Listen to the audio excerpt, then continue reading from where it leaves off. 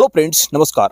आज की इस वीडियो में हम जानेंगे कि बैंक अकाउंट फ्रीज क्यों होता है, फ्रीज होने के क्या क्या कारण होते हैं और अगर किसी का बैंक अकाउंट फ्रीज हो जाता है तो उसे किस प्रकार से अनफ्रीज कराना होता है। क्योंकि अगर किसी व्यक्ति का अकाउंट फ्रीज हो गया है तो उसे बहुत बड़ी समस्या का सामना करना पड़ता है। बैंक से पैसा नहीं निकलता है, ऐसे में अगर कोई इमरजेंसी आ जाती है तो बहुत बड़ी मुसीबत बन जाती है। तो अगर आपका कोई अकाउंट फ्रीज है तो भी आप इस वीडियो को पूरा देखिएगा। अगर अकाउंट फ्रीज नहीं है तब भी आप इस वीडियो को पूरा देखिएगा, क्योंकि फ्यूचर में आपको भी ये समस्या कभी ना कभी आ सकती है। आपका अकाउंट किसी भी बैंक में हो, सरकारी बैंक में हो, एसबीआई में, सेंट्रल में, पीएनबी में, कैनरा बैंक में, या फिर आपका अकाउंट कोई प्राइवेट बैंक में हो जिसकी आईसीआईसी बैंक हो गया, एचडीएफसी बैंक हो गया, आईडीएफसी फर्स्ट बैंक हो गया, कोटक बैंक हो गया, या कोई स्मॉल फाइनेंस बैंक हो, पेमेंट बैंक हो, आप इसी वीडियो को देख करके अपने किसी बैंक के अकाउंट को अनफ्रीज कर सकते हैं, क्योंकि आरबीआई का रूल सभी बैंकों के लिए बराबर काम करता है। चलिए स्टार्ट करते हैं इस वीडियो को और समझते हैं सारे प्रोसेस को। नमस्कार, मेरा नाम मनीष प्रजापति। आप सभी एक बार फिर से वेलकम एक न्यू वीडियो में। चैनल पर अगर आप पहली बार आए सब्सक्राइब कर देना, वीडियो पसंद आता है तो एक लाइक जरूर कर देना। तो गाइस, सबसे पहले हम बात करते हैं कि अकाउंट फ्रीज क्यों होता है। क्योंकि कुछ लोगों को तो पता ही नहीं होता है कि उनने कोई गलती की है, फिर भी उनका अकाउंट फ्रीज हो जाता है। तो अगर आपका किसी बैंक में कोई अकाउंट फ्रीज हुआ है तो सबसे बड़ा संकेत यहाँ पर यह है कि आपके अकाउंट पर कुछ गलत एक्टिविटी हो सकती है। क्योंकि अक्सर बैंक अकाउंट फ्रीज तभी करता है जब आपके अकाउंट में कोई गलत एक्टिविटी हुई हो सकता है आपके अकाउंट में कोई गलत पैसा आया हो, फ्रॉड का पैसा आया हो, अब आपने फ्रॉड किया हो, पैसा रिसीव किया हो तो भी हो सकता है। या फिर कई बार क्या होता है कि आप गूगल पे, फ़ोन पे, पेटीएम चलाते रहते हो, या फिर कोई क्यूआर कोड लगा दिया आपने दुकान पे और किसी व्यक्ति ने आपको पेमेंट सेंड किया। तो ऐसे में अगर सामने वाले व्यक्ति ने, जिसने आपको पेमेंट सेंड किया है, उसने भी कोई फ्रॉड किया किसी के साथ और वो पैसा आपके अकाउंट में अगर आता है तो ऐसे केस में भी कई बार आपका अकाउंट फ्रीज हो जाता है। या फिर बैंक को लगता है कि आपके अकाउंट में अत्यधिक मात्रा में ट्रांजैक्शन हो रहे हैं या आपने लिमिट क्रॉस कर दी है। मान लो आपने कोई सेविंग अकाउंट खुलवाया। अब सेविंग अकाउंट किस लिए होता है? सेविंग करने के लिए, बचत करने के लिए। लेकिन आपने उसको बिजनेस पर्पस के लिए यूज कर लिया और अपने अकाउंट में आपने 1 साल के अंदर 50 लाख, 1 करोड़, 2 करोड़ इस प्रकार से लेन देन कर लिया है तो भी बैंक आपका अकाउंट फ्रीज कर सकता है। तो बैंक अकाउंट फ्रीज होने का सबसे पहला कारण तो यह है कि बैंक खुद अकाउंट फ्रीज करता है और तब करता है जब आपके अकाउंट में कोई गलत एक्टिविटी हुई हो या फिर आपने अपने बैंक अकाउंट की लिमिट क्रॉस की हो। इसके अलावा कई बार साइबर सेल से भी आपका बैंक अकाउंट फ्रीज हो सकता है, जैसे हम साइबर क्राइम बोलते हैं। तो अगर साइबर क्राइम के नज़र में आपके अकाउंट में कुछ गलत एक्टिविटी हुई है, कोई गलत पैसा आपके अकाउंट में रिसीव किया है आपने, अगर साइबर सेल को लगता है कि आपके अकाउंट को फ्रीज करना चाहिए तो बिल्कुल साइबर सेल की तरफ से भी आपका अकाउंट फ्रीज हो सकता है। इसके अलावा आजकल तो इनकम टैक्स डिपार्टमेंट से भी कुछ लोग के अकाउंट फ्रीज हो जाते हैं और ये तो बहुत ही कम होते हैं, लेकिन हाँ, इनकम टैक्स डिपार्टमेंट से भी अकाउंट फ्रीज होते हैं कुछ लोगों के। इसके अलावा गृह मंत्रालय से भी कुछ लोग के अकाउंट फ्रीज होते हैं, बट ये मात्रा बहुत कम होती है। अक्सर जो अकाउंट फ्रीज होते हैं उसमें केस देखने को मिलते हैं कि बैंक या फिर साइबर सेल ही अकाउंट को फ्रीज करती है। तो यहाँ पर आप समझ गए होंगे कि किस प्रकार से आपके अकाउंट फ्रीज होते हैं। और यहाँ पर एक बात आपको मैं और बता दूं कि अकाउंट फ्रीज 2 प्रकार से होते हैं। एक तो होता है क्रेडिट फ्रीज, एक होता है डेबिट फ्रीज। अगर आपके अकाउंट पर डेबिट फ्रीज लग गया है तो आप अपने अकाउंट से पैसे को डेबिट नहीं कर पाएंगे, यानी कि आप अपने अकाउंट में रखे पैसे को निकाल नहीं सकते हैं किसी माध्यम से। अगर आपके अकाउंट में क्रेडिट फ्रीज लगा है तो आप अपने अकाउंट में पैसे को क्रेडिट नहीं कर सकते हैं, यानी कि अपने अकाउंट में पैसे को आप डाल नहीं सकते हैं या फिर किसी व्यक्ति से आप पैसा प्राप्त नहीं कर सकते हैं। कई बार क्या होता है कि अकाउंट में डेबिट और क्रेडिट दोनों प्रकार का फ्रीज लग जाता है, तो ऐसे केसेस में अकाउंट आपका बिल्कुल काम नहीं करता है। आप ना तो पैसे को निकाल सकते हैं और ना ही पैसा उसमें जमा कर सकते हैं। अब हम बात करते हैं समाधान की कि अगर किसी व्यक्ति का अकाउंट किसी भी कारण से फ्रीज हो गया है तो उसे क्या करना चाहिए, कैसे अपने अकाउंट को हम अनफ्रीज कर सकते हैं। तो आपका अकाउंट किसी बैंक में हो, मैंने बताया आपके लिए कि सभी बैंकों के लिए आरबीआई का रूल बराबर काम करता है। तो आपका अकाउंट सरकारी बैंक में किसी में या प्राइवेट बैंक में है या फिर कोई स्मॉल फाइनेंस बैंक में है या पेमेंट बैंक में, आप सभी बैंकों में यही रूल अप्लाई कर सकते हैं। तो पहले तो आपको पता करना है कि आपका अकाउंट किसके द्वारा फ्रीज किया गया है।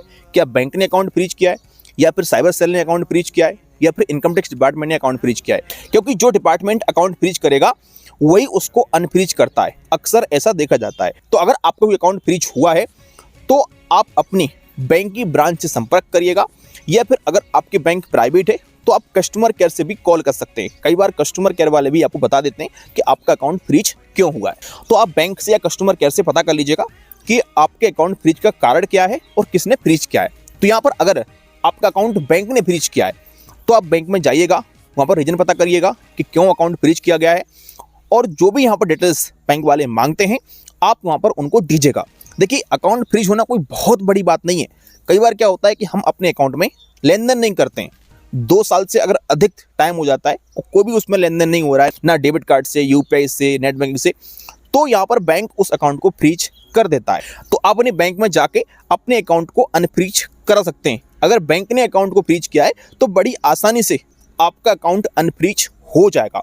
इसके लिए कुछ नहीं करना पड़ेगा, आपको बैंक में जाना पड़ेगा और अपने साथ में ओरिजिनल आधार कार्ड, पैन कार्ड ले जाना पड़ेगा। वहाँ जाकर के आपको एक केवाईसी का फॉर्म भरना पड़ेगा, जिसके लिए हम री केवाईसी बोलते हैं। आप वहाँ पे जाके इस फॉर्म को भरेंगे और सिंपल सा उसके साथ में आधार कार्ड, पैन कार्ड लगाएंगे। बैंक आपका आधार कार्ड, पैन कार्ड देखेगा और आपके अकाउंट को अनफ्रीज कर देगा। 24 घंटे के अंदर आपका अकाउंट अनफ्रीज हो जाएगा। इसके बाद आप अपने अकाउंट से दोबारा लेन देन शुरू कर सकते हैं और अपने अकाउंट को पहले की तरह यूज कर सकते हैं। अब यहाँ पर बहुत सारे लोग बाद में कमेंट करेंगे कि अगर किसी व्यक्ति का अकाउंट फ्रीज हो गया है तो उसमें जो पैसा रखा है उस पर इंटरेस्ट मिलता है कि नहीं मिलता है। देखिए, बिल्कुल आपको बराबर इंटरेस्ट मिलेगा, जो रेट चल रहा होगा बैंक को उसके हिसाब से, और आपका पैसा बिल्कुल सेफ रहता है। आपका पैसा बैंक में रहता है, कोई भी टेंशन लेने की जरूरत बिल्कुल भी नहीं होती है। आप बस अपने अकाउंट को अनफ्रीज करा के दोबारा उसको यूज कर सकते हैं और पैसे को निकाल सकते हैं। तो पहला तरीका तो ये है अकाउंट को अनफ्रीज कराने का। अब हम बात करते हैं सेकंड तरीके की, कि अगर आप बैंक में गए और बैंक वालों ने आपसे बोला कि आपका अकाउंट हमने फ्रीज नहीं किया है, आपका अकाउंट साइबर सेल की तरफ से फ्रीज किया गया है, तो उसके लिए क्या करना है। ये बहुत बड़ी समस्या बन जाती है, क्योंकि इसमें एक रूल होता है कि जिस भी साइबर सेल की ब्रांच ने आपका अकाउंट फ्रीज किया है तो उसी ब्रांच में आपको अकाउंट को अनफ्रीज कराने के लिए जाना पड़ेगा। अब मान लीजिए कोई व्यक्ति है जो भोपाल में रहता है और उसका अकाउंट मान लीजिए असम की किसी साइबर सेल की ब्रांच ने फ्रीज कर दिया है, तो ऐसे में बड़ी समस्या बन जाती है। तो यहाँ पर आपको पता करना है कि आपका अकाउंट किस साइबर सेल की ब्रांच ने फ्रीज किया है। तो यहाँ पर आपको पूरा डिटेल्स मिलता है उस ब्रांच का, जिस भी साइबर सेल ने आपका अकाउंट फ्रीज किया होगा उसका आपको पूरा एड्रेस मिलेगा। इसके अलावा जिस भी अधिकारी ने आपका अकाउंट फ्रीज किया है उस अधिकारी का मोबाइल नंबर आपको मिलेगा और यहाँ पर उसकी मेल आईडी भी आपको मिल जाती है। बैंक से आपको एक पेपर मिलता है, उसमें आपके अकाउंट की सब डिटेल्स रहती है और उस ब्रांच की भी डिटेल्स रहती है। तो आपको उस फॉर्म में जो भी पुलिस अधिकारी का नंबर दिया है आप उनसे कांटेक्ट करें, बात करें कि सर मेरा अकाउंट फ्रीज किया गया है और मैंने ऐसी कोई भी गलती नहीं की है, मेरा अकाउंट आप प्लीज़ अनफ्रीज कर दीजिएगा। तो कई बार क्या होता है कि पुलिस विभाग के जो अधिकारी होते हैं वो आपसे कुछ डॉक्यूमेंट मांगते हैं और अगर वो संतुष्ट होते हैं तो आपका अकाउंट अनफ्रीज कर देते हैं कॉल पर। इसके अलावा आप उन्हें मेल भी कर सकते हैं, अगर कॉल रिसीव नहीं करते हैं वो तो आप उनके लिए एक मेल करिएगा कि मेरा अकाउंट नंबर है, मेरा अकाउंट फ्रीज किया गया है इस कारण से। बैंक वाले आपको इसका रीजन बता देंगे कि आपका अकाउंट फ्रीज क्यों किया है पुलिस ने, तो आप सब बताइए उनके लिए और आप पुलिस विभाग को मेल कर सकते हैं। इसके बाद आपका अकाउंट फ्रीज हो जाएगा। बट यहाँ पर कई बार मेल से रिस्पॉन्स नहीं मिलता है या कॉल नहीं लगता है, तो फिर आपको अपनी साइबर सेल की उसी ब्रांच में जाना पड़ेगा। वहाँ जाकर के आपको अपने अकाउंट को अनफ्रीज कराना होता है।